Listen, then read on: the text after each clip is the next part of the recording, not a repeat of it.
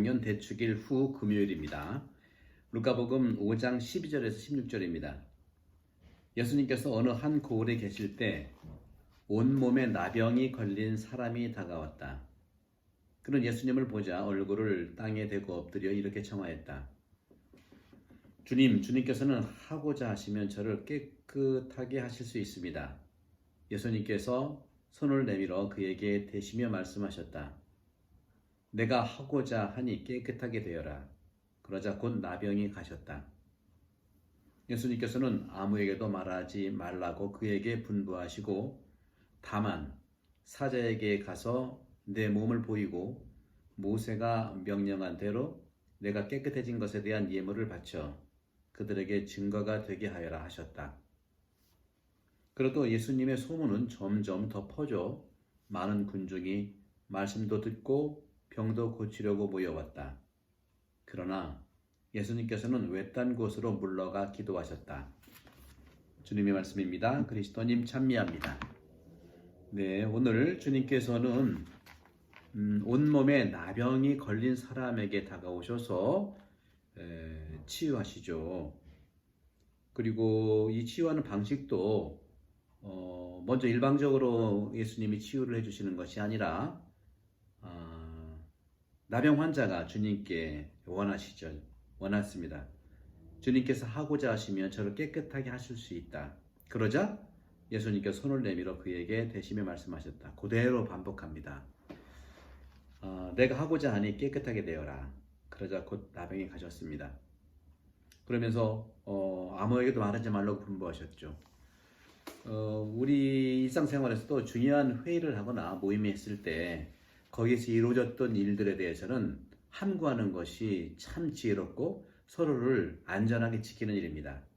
왜냐하면 그 현장이 없었기 때문에 그대로 이해할 수 없었고요. 예수님도 좋은 이러한 치유를 해줬는데도 아무에게도 말하지 말라고 분부한 것은 오해를 살 수 있기 때문에 그렇습니다. 안전하게 하는 장치이죠. 그렇지만 사자에게 가서 내 몸을 보이고 모세가 명령한 대로 내가 깨끗해진 것에 대한 예물을 바쳐 그들에게 증거가 되게 하여라. 다 이게 보석이죠. 참회에 대한 보석입니다. 따라서 오늘 저는 여러분들께 나병에 걸린 이 사람에 대한 죄의 특성을 알아보고 그 다음에 사자한테 가서 몸을 보이라는 의미, 그 다음에 깨끗해진 것에 대한 어떤 보석의 행위에 대한 말씀을 드리도록 하겠습니다. 먼저 온몸에 나병에 걸렸다고 하는 것은 성경에서도 나병이라는 말은 병만이 아니고요. 또 피부에 생기는 이런 여러 가지 고름딱지 같은 것들, 이런 고통스러운 병을 이야기하죠.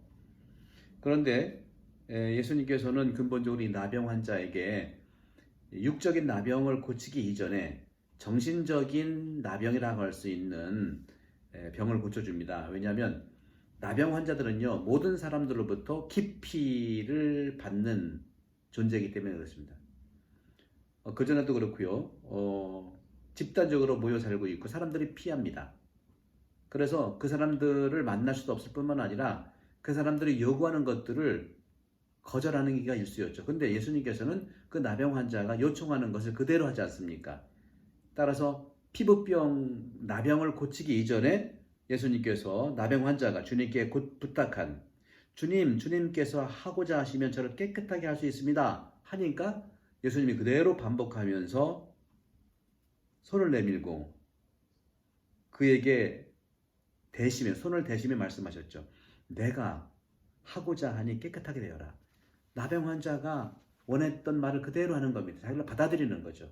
다 자신을 거부했는데 말이죠.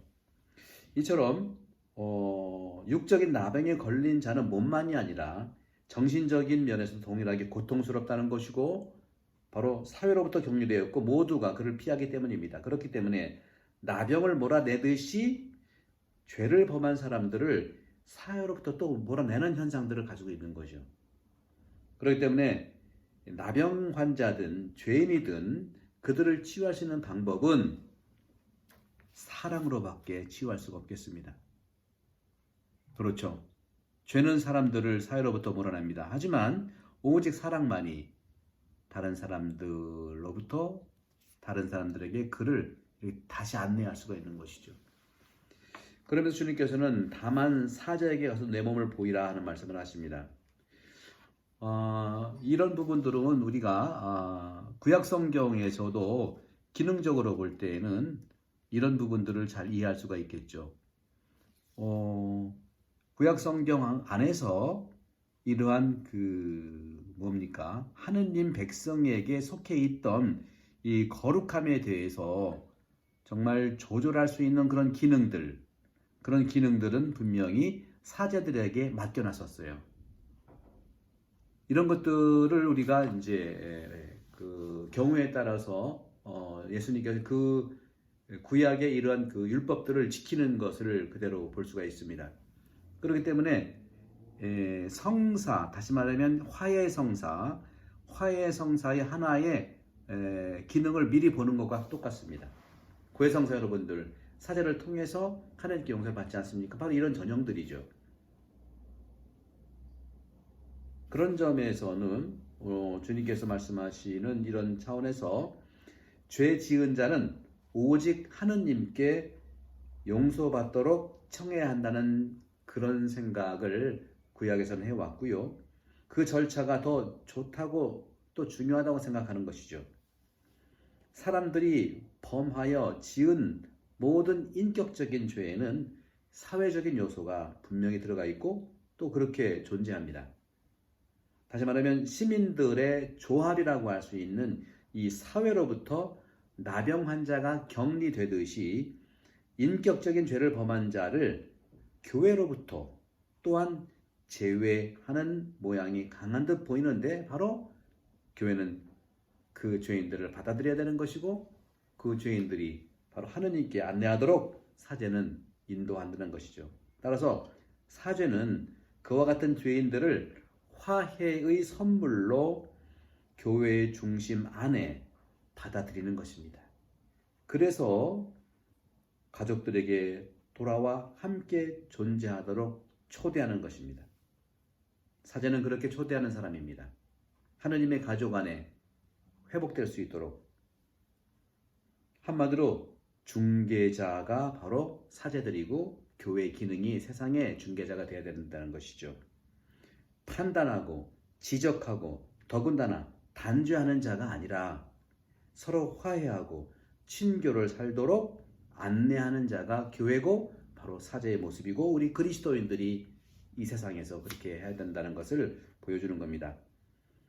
이렇기 때문에 또한 사제는 주님께서 선물하시는 죄에 대한 용서, 죄의 용서, 곧 사면과 함께 소위 죄인들이 새롭게 정화되고 또 그들이 당연히 또 자연적으로 배제되었던 그리고 왕따당했던 그곳과 또 제외되었던 그 현장으로 돌아오도록 돕고 안내하는 것입니다. 오늘 주님은 말씀하십니다. 모세가 명령한 대로 내가 깨끗해진 것에 대한 예물을 바쳐라 하는 것이죠. 히브리 사람들, 특히 구약에서 하나님을 믿는 히브리 사람들은 어떤 확실한 그 신뢰를 가지고 있었냐, 확고한 정신을 가지고 있냐면 다음과 같은 거죠. 병으로부터 치유된다고 하는 것은 하나님의 특별한 선물이었다는 거죠. 병이라고 하는 것은 죽음에 대한 선포예요. 병은 죽음의 선포예요. 하지만 치료라고 하는 것은 하느님으로부터 온 생명으로 되돌아가는 겁니다. 그렇기 때문에 생명의 주인이신 하느님으로부터 온 그 생명을 도로 그 생명으로 가는 것이죠. 이 때문에 치유 다음에는 하느님께 선물을 드려야 되는 겁니다. 치유된 다음에 하느님께 선물을 드리는 것이죠. 우리도 고해성사 때 죄를 용서받고 보석을 사제가 주죠. 그 보석은 다른 게 아니에요. 하나님께 선물을 드리는 거예요. 최소한의 자신의 어떤 선물을 주고받는 거 아니겠습니까? 용서를 받았으니 나의 선물을 주님께 드리는 거죠. 그런 점에서 화해의 성사, 고해의 성사라고 하는 것은 영원한 생명회로 되돌아가는 것을 말합니다. 그렇기 때문에 여기에서 분명하게 우리가 확신하는 바는 선물을 드려야 된다는 거죠. 선물을 가지고 주님께 가야 된다는 것이죠. 오직 선물이라고 하는 것은 우리의 참회, 우리의 보석의 형태 안에 있는 것입니다.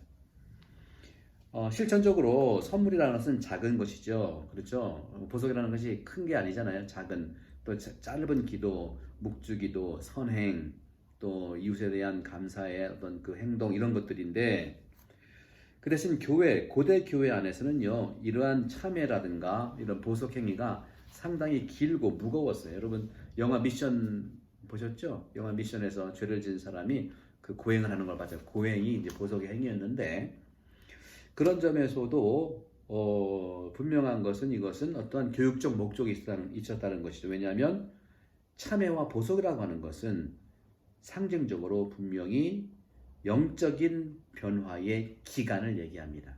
그래서 사순식이라든가 우리 대림식이라든가 또 회개의 그 시기, 그런 부분들을 우리는 말하고 있고 지키는 것이죠. 그렇기 때문에 길지만 천천한 그 과정 안에서 우리는 영적인 변화의 시간을 갖는 것입니다. 이제 사순식, 그 성탄 시기가 끝나고 이제 연중 시기가 지난 다음에 곧 이어서 사순 시기가 다가오고 있죠. 우리가 회개와 보석의 시간이라고 볼 수가 있는 것이죠. 오늘날 그렇지만 이런 것들은 매우 단순화됐습니다. 바로 이것은 긍정적이지만 바로 우리가 취할 수 있는 어떤 그 중요한 점들은, 좋은 점들은 바로 이런 것들입니다. 하느님, 참은 하느님의 선물, 그리고 봉헌되는 영적인 치유에 대한, 그리고 우리 안에 증명된 내적인 변화에 대한 양심을 다시 취하는 겁니다. 양심의 회복이죠.